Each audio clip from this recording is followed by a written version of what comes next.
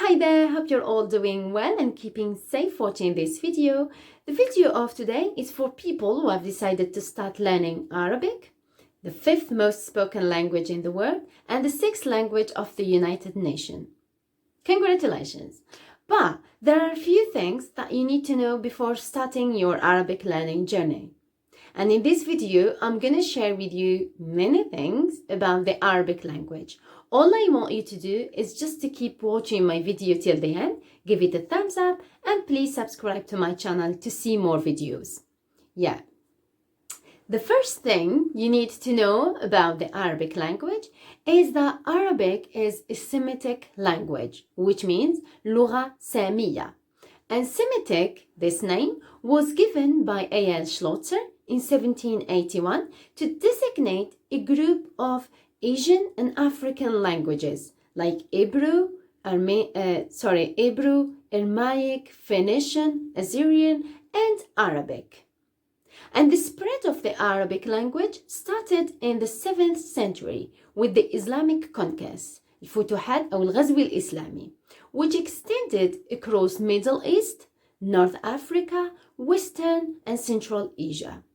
And today, Arabic is spoken by more than 426 million people around the world.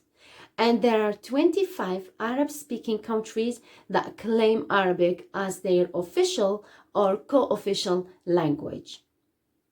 Yes, now let's move on to the Arabic writing system. Arabic is written with the Arabic alphabet.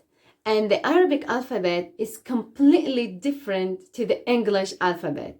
So the first time when you see the Arabic alphabet, you might say, there is no way for me to learn these strange and weird shapes. But trust me, with some practice and step by step, you will learn them and you will get used to them and write with them. Yeah, the Arabic language is written with the Arabic alphabet, and the Arabic alphabet contains 18 shapes which express 28 phonetic sounds with the help of diacritical marks. I'll give you an example. One letter shape can form different sounds. For example, this shape, حرف الخاء. As you can see, خاء. It has a dot, and this dot can help to form this sound. Yeah. If we remove the dot, it will sound حاء. If we put that dot just below the shape, it will sound جيم. See, one letter shape, we can form from it two sounds. حرف الجيم and حرف الخاء by placing the dot above or below. Very easy. And another shape, or give you an example of another shape. حرف الباء. As you can see, it has a dot below. If we remove that dot, put another dot above the shape, it will be two dots. In this case, it will sound تاء, حرف التاء. If we add another dot, it will sound حرف الثاء. It's very easy, I think. Yeah. And here, my advice, what you need to do, just split up the Arabic alphabet into three categories. The first one is the letters that we can, by adding or removing a dot, adding a dot above or below, or removing it, form another sound. And the second category is the letters that they don't need a dot at all. And an example of this is حرف اللام, حرف الهاء. They don't need a dot at all. And another category is the letters that they do have a dot and we cannot remove the dot or add a dot above or below. Yeah, and an example of this is حرف النون.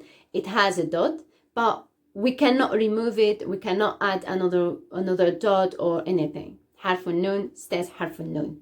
Yeah. Now, let me tell you about the Arabic reading and writing. Arabic is written from the right to the left and is read from the right to the left. It's not like the English language. And the uppercase and the lowercase, there is no distinction between them in Arabic. It's all about the position of the word. If it's placed in the first position, initial, middle, or final position. The shape of the letter will change depending on its position on the word. For example, let's take this one. عربة حرف العاء. عربة حرف العاء is in the first position, initial position. In another word, العربية العربية is in the middle position. See how the shape changed? And another example, الفرع, branch. This حرف العاء is placed in the final position. So its shape looks like this. Yeah, it's all, as I've said, depending on its position. You just need to pay attention to the word, read as much as possible to get familiar with how the letters are written, where they should be, and everything. Yeah. Another thing about the short vowels in Arabic. Short vowels in Arabic are represented with a set of marks that can be placed above or below the letter shape. But be careful here. I'm not talking about the dot that can be placed above or below the shape. I'm talking about something else, which is called in Arabic التشكيل. And to do a tashkil, we need the three marks: الفتحة, الضمة, والكسرة. For example, حرف الباء. If we put الفتحة above it, it will sound ba. If we put al-kasra below it, it will sound b. If we put al-dhamma above it, it will sound bu. Yeah, see how the pronunciation changed? This at-tashkil will help you with the pronunciation. And you can find it in the Quran, because in the Quran, the correct pronunciation, the correct recitation is very important. Yeah. Another thing that I'm 100% you would be very happy with is that Arabic is a phonetic language, which means it's written the same way it sounds. It's not like the English language, as I've said in my previous video, is not phonetic language. That is why most of the learners have struggle with English writing, because it's not phonetic. But it's not the case for Arabic. Arabic is a phonetic language, which means it's written the same way it sounds. So I'm assuming you won't have an issues with writing in Arabic. Yeah, that is good news. Now let's move on to the speaking. The speaking, I think, is the most confusing part for the Arabic learners, because we do have two types. Now let's move on to the spoken Arabic.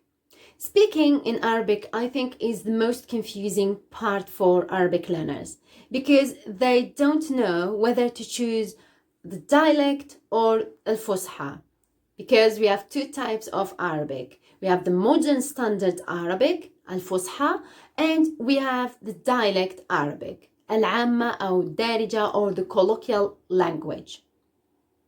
And the dialect Arabic is very different to al-Fusha. Dialect, we use it in our daily communication. We don't use al-Fusha. And it's very different from one country to another one. For one sentence, how are you? كيف حالك in Fusha, is completely different from one country to another one. If you go to the North Africa, we say وشراك, وشراكي, Algerian dialect, I mean. If you go to Lebanon, they say كيفك for feminine and كيفك for masculine. If you go to the Gulf countries, Kuwait, Bahrain, Oman, they say shlonik is completely different from one country to another one. What you need to do, if you want to learn the dialect, just choose a part of the Arab word that you're interested in and stick with the dialect. And if you want to learn the Fusha, just stick to formal speeches, because you can find it only in, or you can hear it only in official speech, formal speech, sorry, in Arab media, newspaper, in writing. And here, just be careful, we don't speak the same language, but the same dialect, I mean, but we do write all the same way. Yeah. And the advantage of learning Al-Fusha is that Fusha is considered to be the purest version of the Arabic language, because grammatically it's correct and it's the language of the Quran. Yeah. But the dialect is less formal. There is no restriction about the grammar, and that is very easy. If you want to learn Arabic to communicate with people, so go for a dialect. Choose a dialect because it's very easy. So you can socialize with people easily. You can immerse yourself in their culture easily. Better than Al-Fusha, because nobody in our daily life speaks Al-Fusha or use it. We use it only on writing, only in academic journals, only in academic things. Yeah, we don't use it in our daily life. Another advice that I want to share with you guys is writing in Arabic. When you write in Arabic, don't use the English alphabet. Use the Arabic alphabet from the beginning.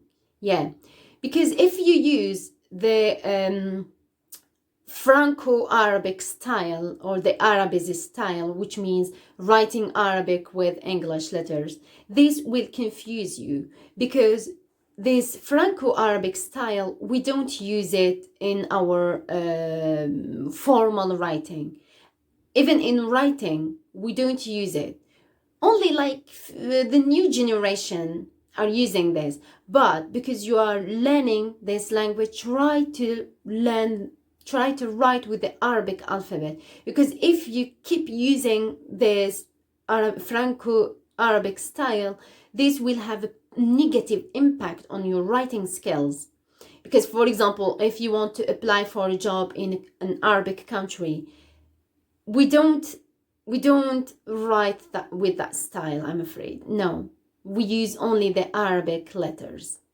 Yeah, just try to write this. Maybe if you write this on Messenger or on Facebook, on the new generation might understand this, but maybe the old generation, this Franco-Arabic style is not understandable by many people. Yeah, try to write with the Arabic alphabet.